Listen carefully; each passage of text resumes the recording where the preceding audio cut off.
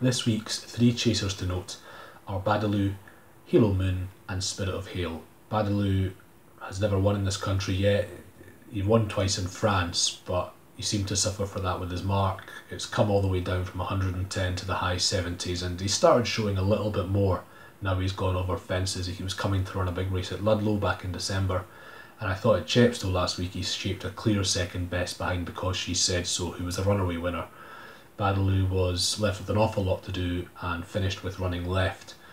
Very few 0 to 100s are going to contain a horse as well handicapped as Because She Said So, and in such an event next time I think Badaloo would have a big chance.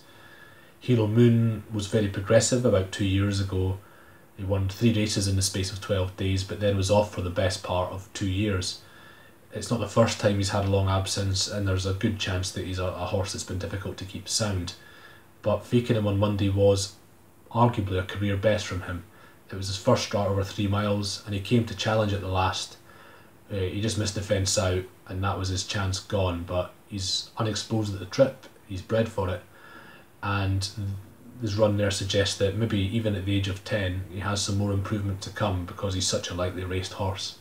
Similar sort of comments apply to Spirit of Hail, who is bred for a trip and very much unexposed that one. At Catterick on Wednesday I thought he shaped best. He pressed on down the back, arguably sooner than ideal in the conditions, and therefore did quite well, I thought, to finish within a neck and a nose of the winner.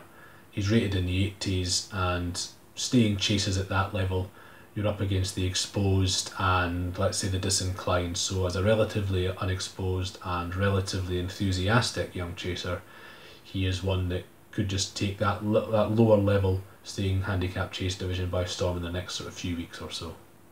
Read anti-post tips from Pricewise for the Cheltenham Festival when you subscribe to Members Club Ultimate.